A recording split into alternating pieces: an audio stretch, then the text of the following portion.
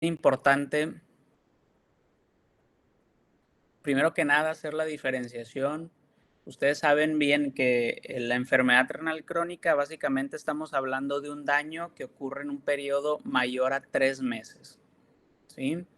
En el caso de lesión renal aguda, estamos hablando de una lesión o una disminución de la función renal cuyo tiempo de evolución es menor a 7 días. La diferencia o ese periodo que está entre los 7 días de la lesión renal aguda y los 3 meses de la enfermedad renal crónica se le denomina enfermedad renal aguda.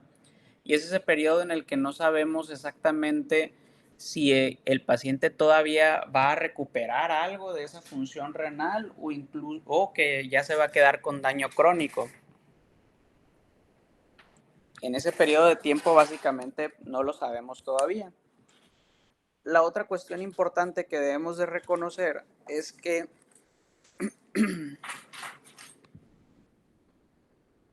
existe una interrelación importante entre la lesión renal aguda, la enfermedad renal aguda y la enfermedad renal crónica. En términos muy sencillos, el paciente con enfermedad renal crónica, sus mecanismos de compensación van a estar alterados, van a estar disminuidos o van a estar francamente ausentes ya. Y eso lo va a predisponer más a la lesión renal aguda. En cambio, el paciente con lesión renal aguda, a su vez, ese daño que presenta lo va a predisponer a desarrollar enfermedad renal crónica. Así que van muy de la mano los dos diagnósticos. Y realmente la enfermedad renal aguda abarca un amplio espectro de enfermedades, de situaciones clínicas que obviamente debemos investigar y abordar adecuadamente en cada paciente porque podemos estar ante pacientes con sepsis, que son muy comunes, pero también pacientes con uso de fármacos, eh, con algunos tóxicos, las glomerulonefritis de las cuales platicamos hace ya algunas clases, también choque por cualquier causa, incluyendo falla cardíaca descompensada, cirugía cardíaca y muchas otras grupos de enfermedades. Realmente es muy amplio. Y bueno, esto ya se los mencionaba básicamente, la cuestión de los criterios y sobre todo haciendo hincapié en los días, la evolución. Y hablando de epidemiología, es bien importante aclarar que siempre debemos de tener cuidado de analizar de forma apropiada la información, ya que pues no va a ser la misma epidemiología, no va a ser la misma incidencia en un grupo que en otro de población y por eso debemos de analizar qué tipo de población se está estudiando, si son pacientes en hospital, si son pacientes que ocurre la lesión renal aguda en la comunidad, es decir, antes de llegar al hospital, si son pacientes jóvenes, añosos, etcétera, etcétera. Pero básicamente, pues aquí lo que muestra es una incidencia de lesión renal aguda en pacientes hospitalizados, pero realmente tendríamos que analizar muy bien cada uno de los casos. Esto es básicamente lo que les mencionaba, el tipo de enfermedades que puedan tener esos pacientes que se están estudiando, incluso los criterios por los cuales se define lesión renal aguda. Por ejemplo, nada más para ponernos en contexto, en este metaanálisis que incluye 154 estudios y más de 3 millones y medio de pacientes, aquí la incidencia de lesión renal aguda la establecieron en un 23.2%. Y por ejemplo, en el caso de Latinoamérica, para empezar, no está bien representada la población. Vean cómo el 63% de los estudios son estudios de Brasil y el 14% son estudios de México y ya los otros, pues divididos entre algunos otros países de América Latina. Y básicamente las principales causas de lesión renal aguda en estos estudios de América Latina son pacientes críticamente enfermos, que son la gran mayoría, infecciones específicas y enfermedad cardíaca es lo que establecen ellos como diagnósticos o etiología de la lesión renal aguda. En el caso de otros estudios a nivel internacional, lo que ellos encuentran como principales diagnósticos son sepsis y cirugía mayor. Y bueno, comentándoles o continuando con la variabilidad que pueda existir, vean la tabla de arriba, los países con reporte de lesión renal aguda adquirida en la comunidad. Si nos ponemos a analizar la mortalidad, vean cómo, por ejemplo, en Argentina ni siquiera se reportó, en Brasil un 17%, mientras que, por ejemplo, en Paraguay un 47%. Pacientes que tienen lesión renal aguda adquirida en el hospital, si nos vamos a analizar otra vez la mortalidad, vean cómo en Argentina un 59%, mientras que en Colombia un 26.5%, México un 20% y Uruguay un 74%. O sea, es una variabilidad bastante grande que obedece no a que en un lugar sean mejores para tratar la lesión renal aguda que en otros, sino simplemente el tipo de pacientes. Y no nos debemos de ir con la finta porque pues eso nos puede llevar a tomar la conclusión de que si yo tengo lesión renal aguda, mejor me trato en Perú, cuya mortalidad es del 0%, versus si yo me trato en Uruguay, que su mortalidad es del 74%. Por supuesto que no es cierto eso. Y también tiene que ver las diferencias en cuanto a países desarrollados o países en vías de desarrollo. Por ejemplo, en los países desarrollados, la mayoría de los episodios de lesión renal aguda ocurre en pacientes en terapia intensiva, con falla orgánica múltiple, que por lo tanto tienen una alta mortalidad, que la mayoría puede estar presente en pacientes con una edad avanzada. Y el costo, por supuesto, pues va a ser alto porque pues, es un paciente muy grave con muchos factores. En cambio, en los países en vías de desarrollo es más común que ocurra en el medio rural u hospitales de primero o segundo nivel, muchas veces causados por una sola entidad, no es el paciente con falla orgánica múltiple, sobre todo va a ser pacientes más jóvenes, y el costo para su tratamiento va a ser relativamente más barato, pero también podemos encontrar ahí, por ejemplo, infecciones, diarrea, complicaciones obstétricas, como por ejemplo el sangrado obstétrico, etcétera, etcétera. Y bueno, ¿cuál de ustedes, si alguien me quiere responder, cuál de los siguientes pacientes creen que tienen una mayor mortalidad, pero una mayor probabilidad de fallecer en el hospital?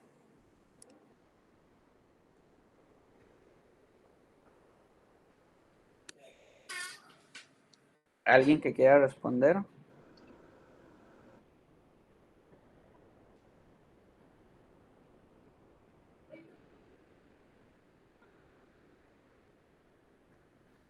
Doctor, una compañera está levantando la mano, pero creo que no la puede ver. Es que estoy yo viendo solamente la presentación, no puedo ver la ventana de ahí del Teams o del Google Meet. Si quieren comentar, alguien abrir su micrófono.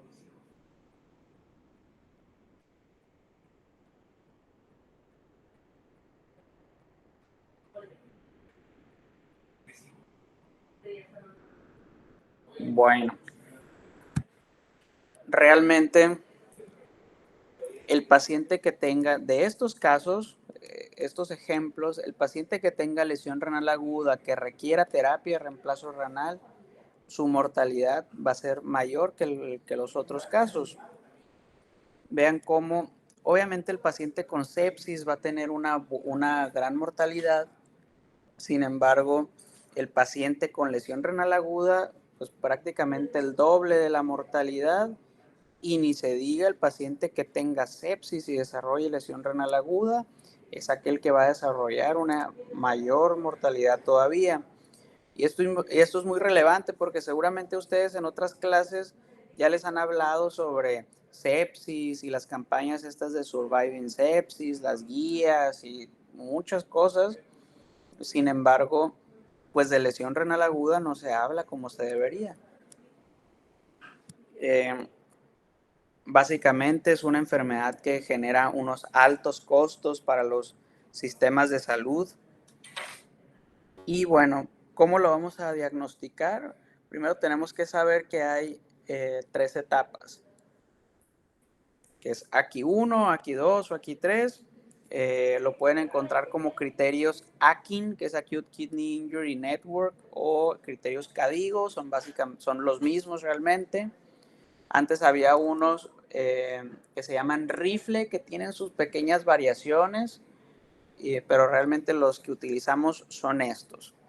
El paciente que desarrolla AKI1 es aquel paciente que eleva su creatinina a más de 0.3 miligramos de decilitro de su basal o que aumenta en un 50% o 1.5 veces su creatinina basal. En el caso del AKI2 es el paciente que aumenta más de 2 veces su creatinina basal. Y en el caso del AKI3 es el que aumenta más de 3 veces su creatinina basal o que incrementó la creatinina a más de 4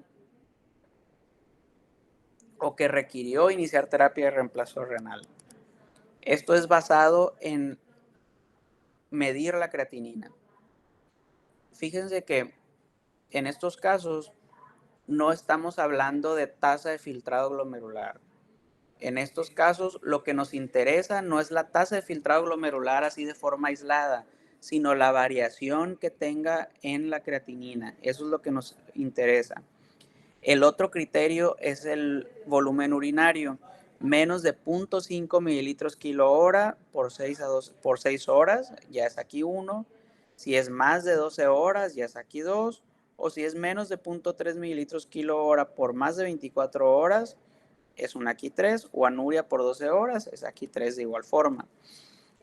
Por supuesto que va a ser más fácil identificar al paciente en qué etapa de aquí va a estar por el volumen urinario que tenga durante un cierto periodo de tiempo. Porque por creatinina, pues eso nos obliga a estar midiendo la creatinina y no nos vamos a esperar hasta el día siguiente a tomarle nuevos laboratorios y esperar todavía las horas que se tarda el resultado en entregárnoslo para diagnosticar o para identificar, ok, si fue un aquí 2, un aquí 3. Si sucede eso, pues ya nos estamos tardando en hacer el diagnóstico y por lo tanto no estamos incidiendo en la morbimortalidad de ese paciente, que es lo que queremos, identificar de forma más temprana todavía para evitar las complicaciones y disminuir la mortalidad que tenga este paciente, ese riesgo.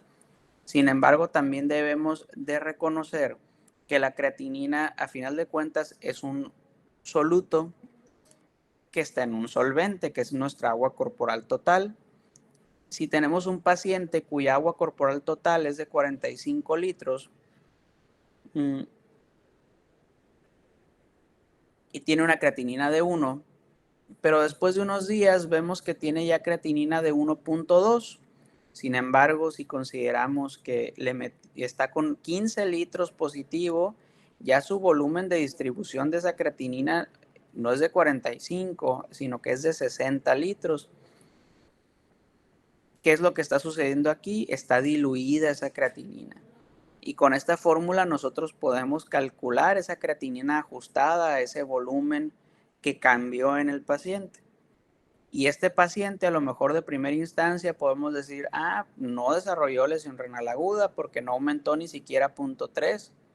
Sin embargo, si lo ajustamos por este volumen de distribución con esta fórmula, nos podemos dar cuenta que realmente este paciente hipotético sí desarrolló lesión renal aguda. Debido a ese interés de identificar de forma más temprana la lesión renal aguda, se propusieron ya hace bastantes años realmente otros criterios como este que es de cinética de creatinina, que realmente son unos criterios un poquito más estrechos o más estrictos, digamos, con el fin de adelantarnos al diagnóstico. Y bueno, no solamente les voy a explicar aquí esta pregunta. Imagínense, tienen todos estos pacientes del 1 al 5 y cada uno tiene sus diferentes factores de riesgo que están viendo acá, que están viendo del lado izquierdo.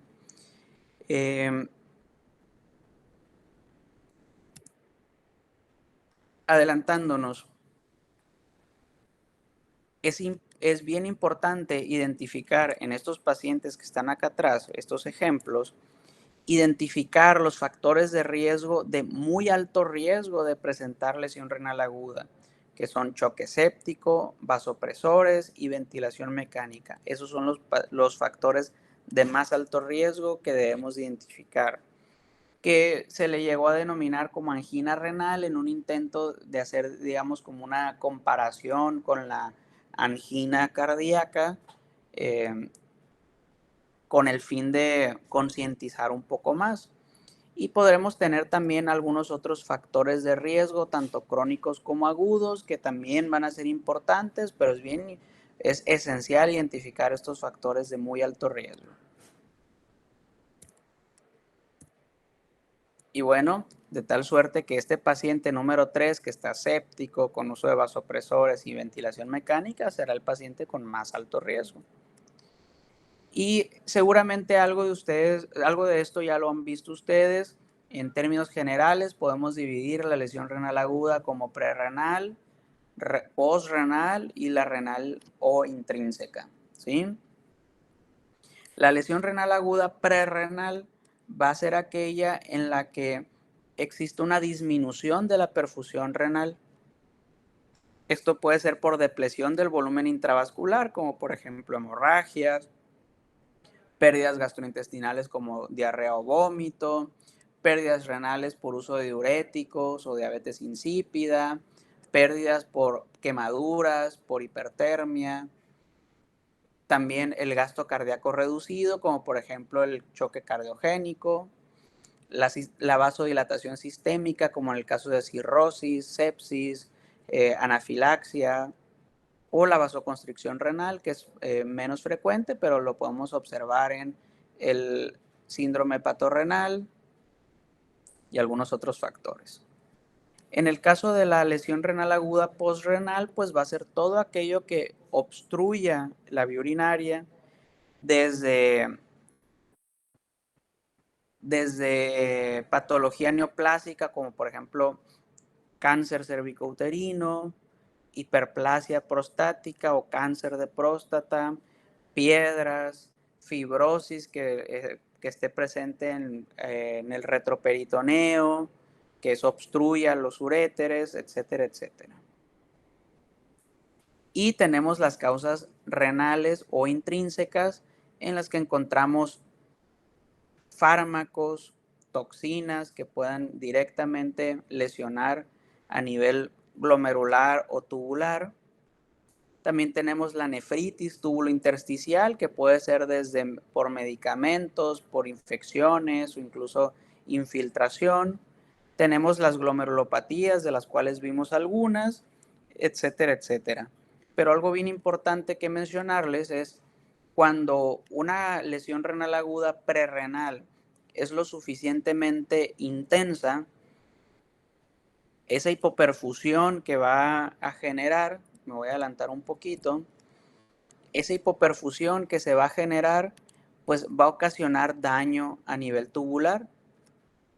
Y de esa forma, bueno, como lo comentamos al principio del semestre, recuerden que los capilares peritubulares van a tener una presión parcial de oxígeno muchísimo menor y por lo tanto estas zonas van a ser mayormente susceptibles a hipoperfusión y por lo tanto con un evento de lesión renal aguda prerrenal lo que nosotros podemos desencadenar es necrosis tubular. Necrosis tubular aguda que ya entonces se convierte en una causa renal, ¿sí?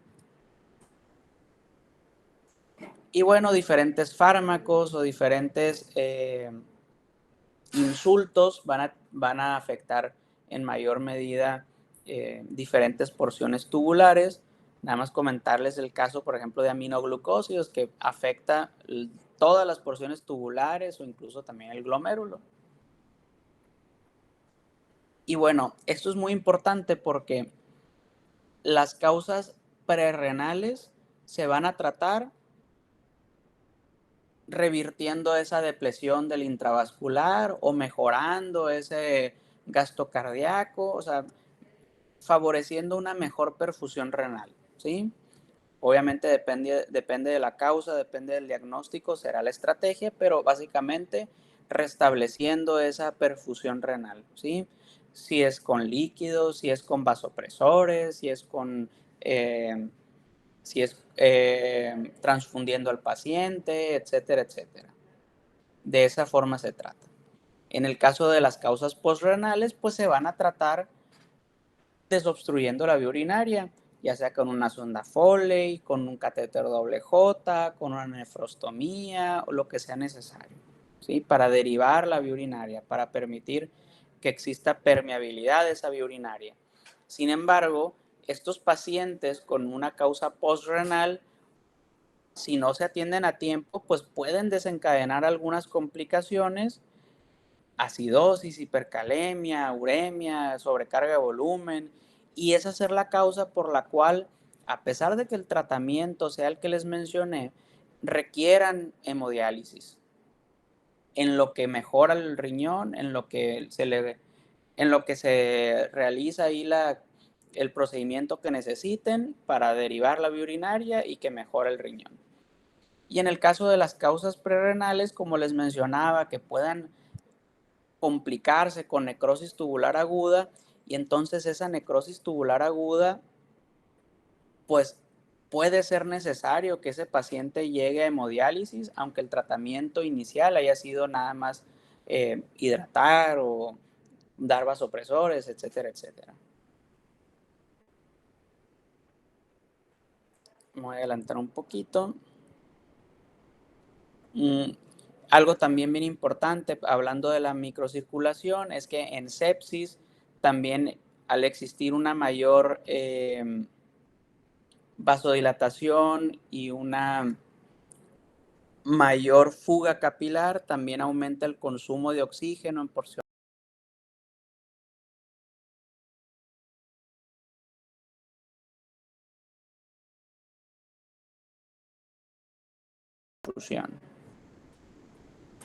Y bueno, la lesión renal aguda va a tener efectos en todos los órganos prácticamente, tanto a nivel renal, neurológico, pulmonar, hepático, intestinal, con la disrupción de la microbiota, hueso también,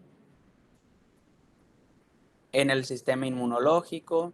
Y les voy a mostrar dos ejemplos muy particulares, muy importantes, hablando de la lesión pulmonar inducida por lesión renal aguda. Vean que el paciente con lesión renal aguda, pues muchos de ellos van a tener oliguria y eso va a ocasionar sobrecarga de volumen.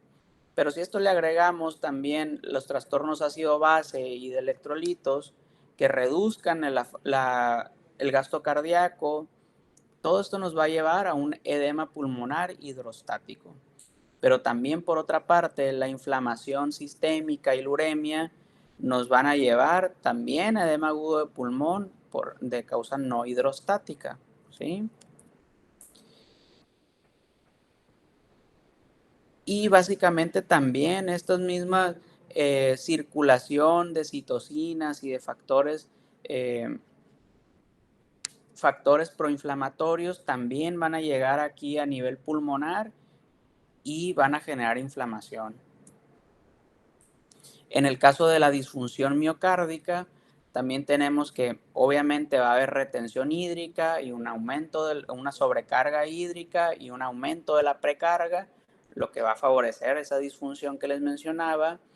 También Las alteraciones hidroelectrolíticas y del estado ácido-base, así como toxinas urémicas, van a favorecer arritmias y disminución de la contractibilidad, obviamente aumentando la disfunción.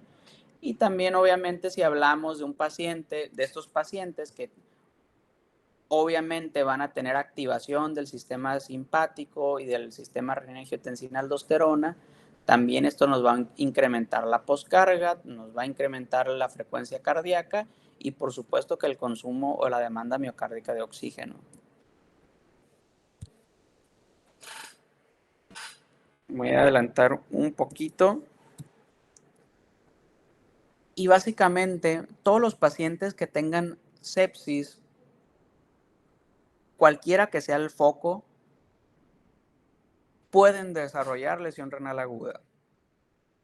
Existe una filtración en el capilar glomerular de patrones moleculares asociados a daño o asociados a patógenos que van a ser reconocidos a nivel tubular, sobre todo en el túbulo proximal, y esto va a llevar a activación de la cascada de inflamación y de diferentes citocinas y diferentes factores proinflamatorios, y básicamente esto nos va a llevar a inflamación también a nivel renal, a nivel tubular específicamente, y edema intersticial por el aumento de la permeabilidad capilar. Y ese aumento del edema intersticial también nos va a empeorar la difusión de oxígeno, ocasionando mayor hipoperfusión. Y bueno, realmente nada más les voy a hacer un comentario sobre los pacientes con cáncer. Es bastante amplio este tema, de tal suerte que en algunos centros, incluso de Estados Unidos, ya existe la alta especialidad o el fellowship en onconefrología, porque realmente es bastante amplio este tema del daño renal en los pacientes con cáncer.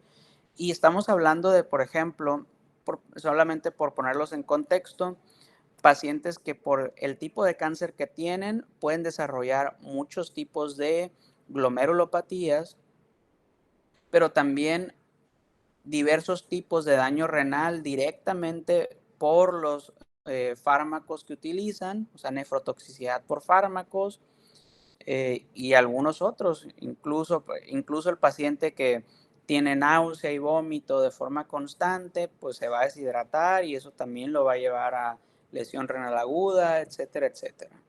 Sin hablar del síndrome de lisis tumoral, que seguramente en el siguiente semestre que lleven oncología, lo llevan en el siguiente semestre, ¿no? Que van a ver seguramente ese tema del síndrome de lisis tumoral. Otro caso especial es en los adultos mayores que ya per se tienen una pérdida de la masa nefronal o de la masa renal, ya van a tener glomerulosclerosis, o sea, cierto porcentaje de sus glomérulos por sí solitos ya van a tener esclerosis, ¿sí? Va a existir aterosclerosis, obviamente, existe una disminución del flujo sanguíneo renal, estos pacientes ya no tienen una tasa de filtrado glomerular normal y todos los mecanismos de compensación van a estar alterados ya per se. Incluso ya debemos de considerar también pues las comorbilidades que van a ser más frecuentes en estos pacientes, como hipertensión, diabetes, falla cardíaca, EPOC, y el uso de nefrotóxicos, por supuesto, el uso de AINES, el uso de ciertos antibióticos, y todo esto nos va a llevar a que el paciente adulto mayor tenga un mayor riesgo de desarrollar lesión renal aguda y también un riesgo más alto todavía de mortalidad. También existe cierta relación digamos, un aumento del riesgo de lesión renal aguda, generando, bueno, como a consecuencia, perdón, de lesiones cerebrales agudas. También el trauma o un paciente politraumatizado también va a tener un mayor riesgo de desarrollar lesión renal aguda. Parte de eso es a consecuencia de estos patrones moleculares asociados a daño. aquellos pacientes que tienen, por ejemplo, pancreatitis, que pueden tener e incluso llegar a tener hipertensión intraabdominal, pues básicamente va a disminuir el flujo sanguíneo renal y por lo tanto hipoperfusión renal en términos muy generales.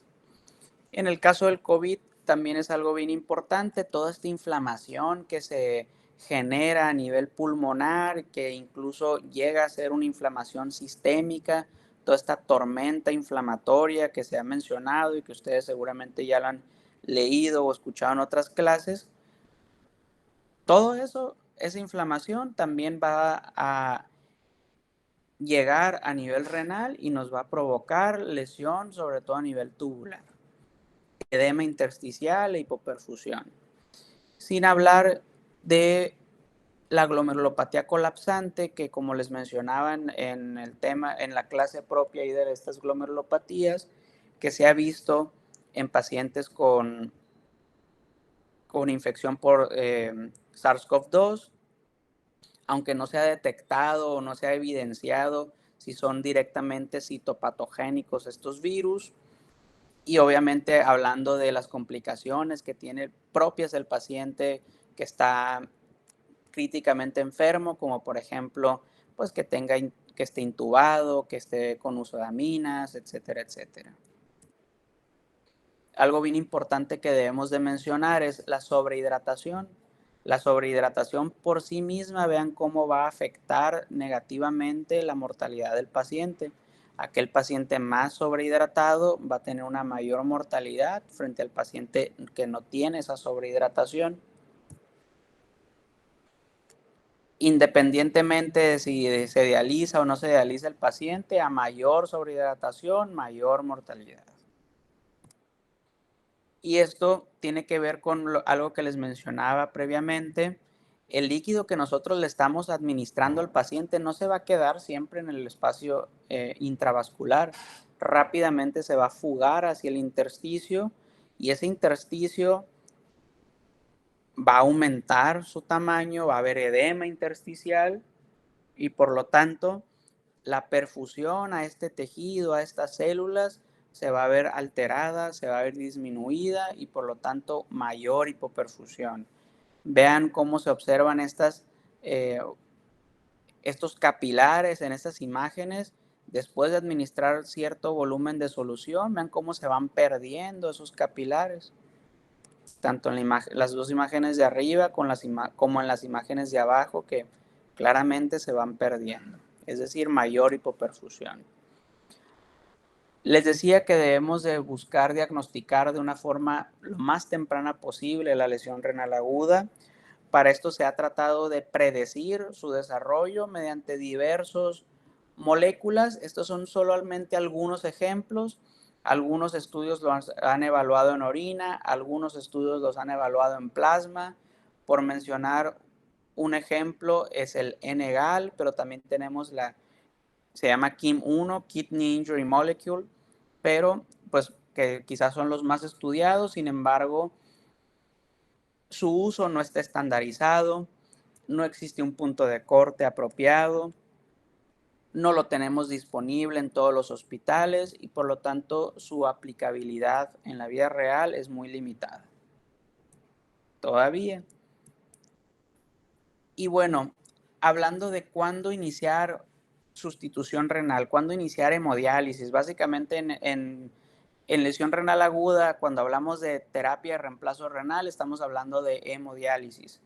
La diálisis peritoneal solamente se va a reservar en los casos en los que por algún motivo el paciente no puede someterse a hemodiálisis. Y eso sucedió mucho durante la pandemia de COVID, en los que en todo el mundo fueron insuficientes las máquinas de hemodiálisis en los hospitales. Y pues también a mí me tocó tratar a los pacientes con lesión renal aguda, con diálisis peritoneal, pero pues no es lo mejor, obviamente. Estos criterios convencionales de que decimos, ¿cuándo vamos a iniciar terapia de reemplazo renal? Estos criterios que seguramente ustedes los han leído, los han visto como A, I o U también, seguramente les suene a más de uno, pues son criterios o son Indicaciones de rescate son indicaciones en las que el paciente tiene urgencia dialítica, básicamente. No debemos de esperar a que el paciente llegue a ese punto para iniciar terapia de reemplazo renal, porque si está ya en este punto, el paciente ya per se, incluso con la hemodiálisis, ya va a tener un alto riesgo de mortalidad. Estamos hablando de la uremia y sobre todo complicaciones urémicas, la hipercalemia con o sin anormalidades electrocardiográficas, la acidosis y la sobrecarga de volumen, sobre todo con que sea resistente a diurético. Si nos esperamos a este punto, el paciente ya va a tener una alta mortalidad y ya realmente nosotros no hicimos nuestro trabajo. Realmente las guías, vean cómo desde hace 12 años ya nos decían, pues desde el AQI2 ya hay que considerar la terapia de reemplazo renal.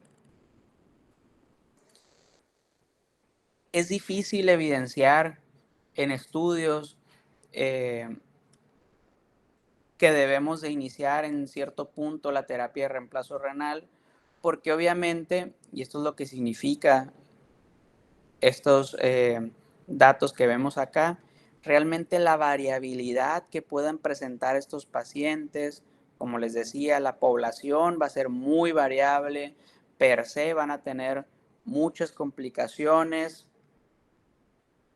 per se van a tener un alto riesgo de mortalidad y por lo tanto estandarizarlos para llegar a una conclusión de cuándo hemodializarlo y sobre todo demostrarlo en un estudio, pues es algo complicado, por supuesto. Lo que sí se ha visto es que iniciando de forma más temprana, el paciente puede beneficiarse disminuyendo la mortalidad. También algunos estudios han demostrado un menor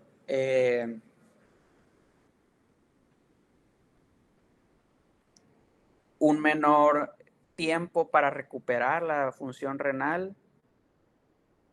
Esperen un poquito.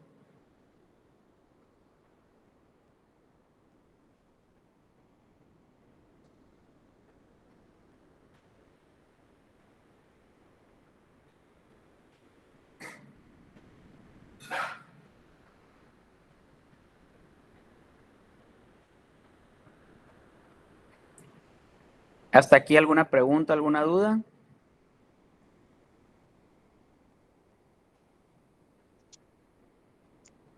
Ninguna duda.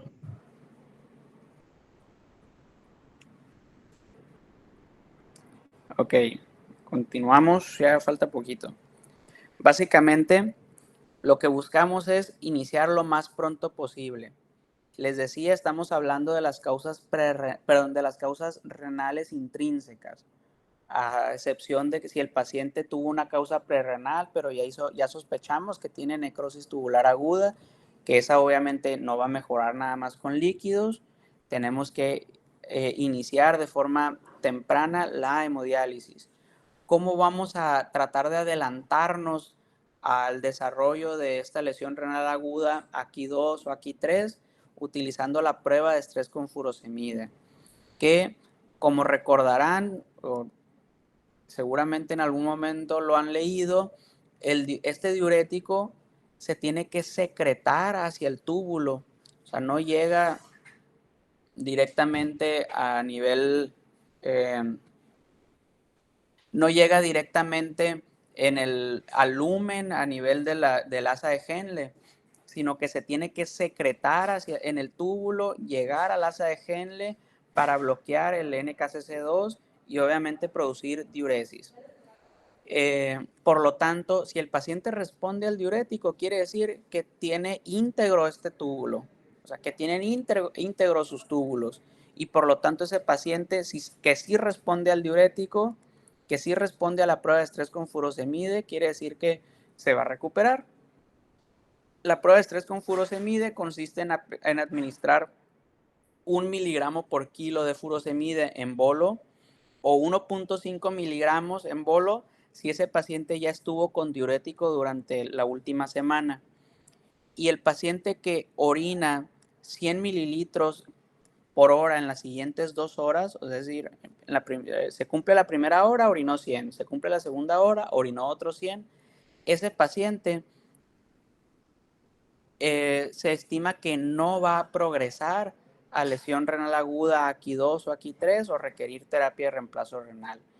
Si no orina ese volumen, quiere decir que ese paciente tiene un daño tubular más severo y no se va a recuperar todavía y más bien va a progresar a aquí 2 o aquí 3 y en ese momento nosotros debemos de iniciar terapia de reemplazo renal. ¿Cómo lo hacemos? Este es solamente un modelo de una máquina de hemodiálisis convencional como la que utilizamos en los pacientes crónicos, en una sesión de hemodiálisis que puede durar algunas horas dependiendo del caso, pero también tenemos las máquinas que realizan un tratamiento que se llama hemodiafiltración veno-venosa continua. ¿Qué es esto?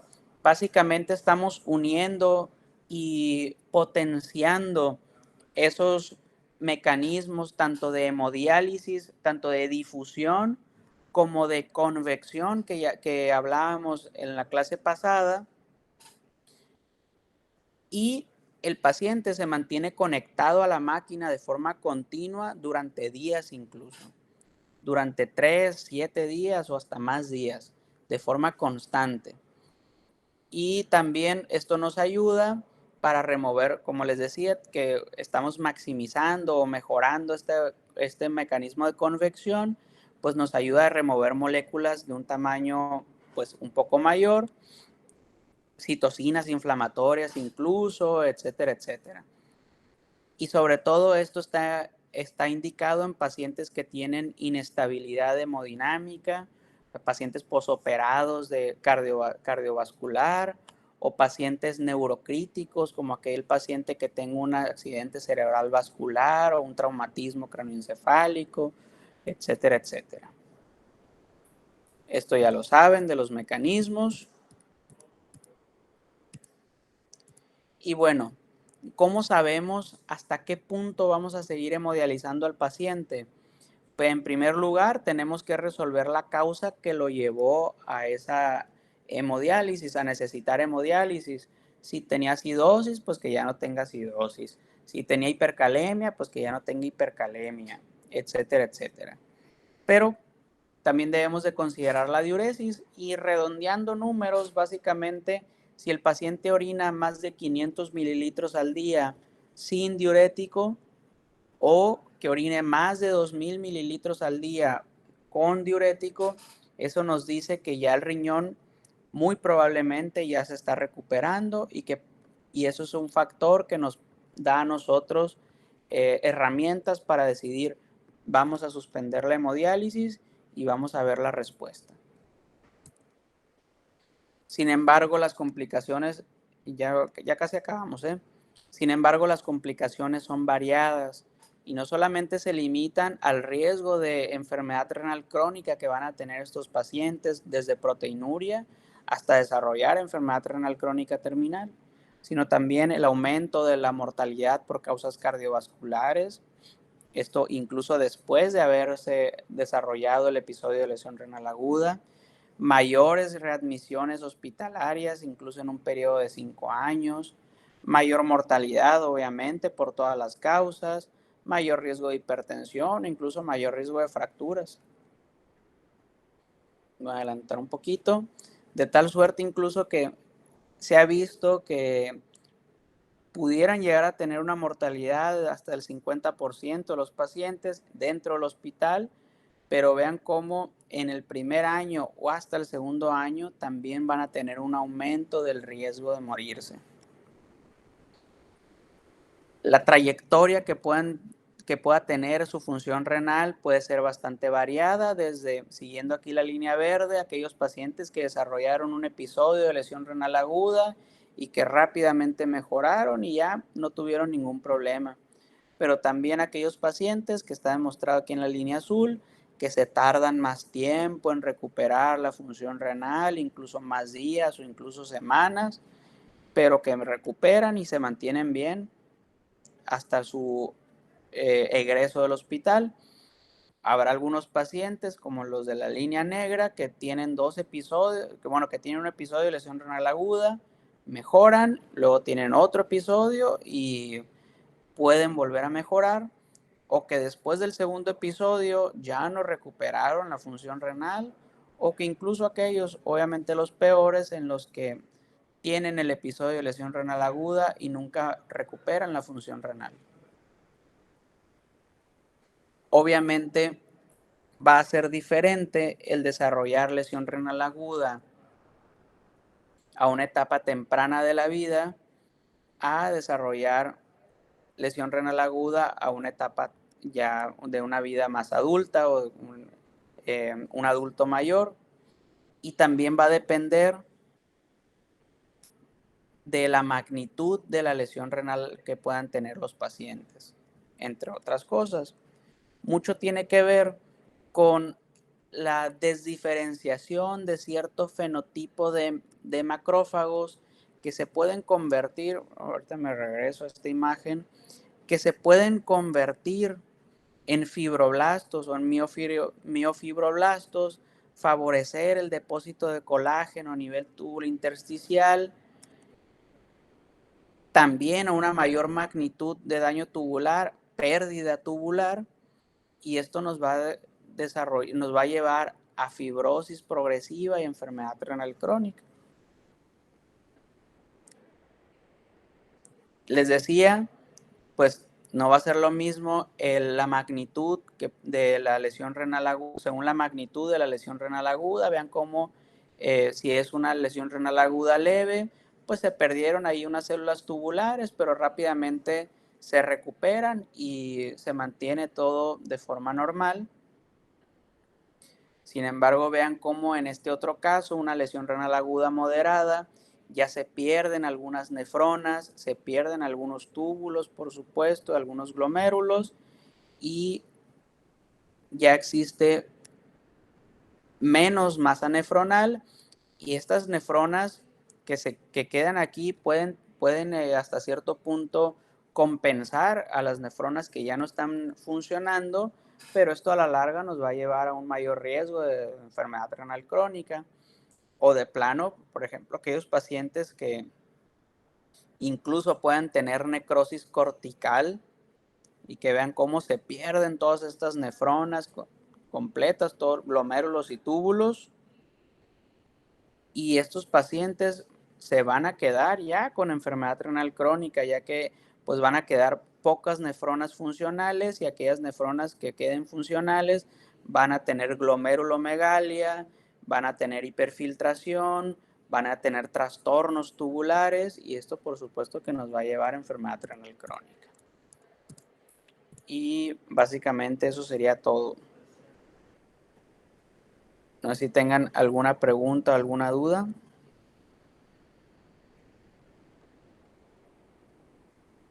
De mi parte no.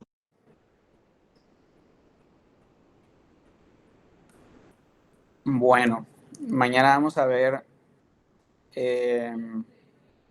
trasplante. ¿Cuándo quedó el examen?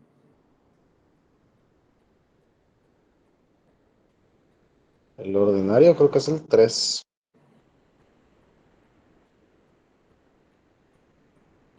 Si me pueden confirmar la fecha del examen. Es el miércoles 4 de 4 a 6. Miércoles 4 de 4 a 6. Ok, Ajá. muy bien. Ese examen, pues básicamente es el segundo parcial. O sea, vamos a ver los temas, o va a incluir los temas que están pendientes desde el otro examen que tuvimos. Ok. Sale, pues nos vemos mañana. Ahí me avisan si presencial o en línea. Sale, Gracias, muchas gracias. doctor. Sale.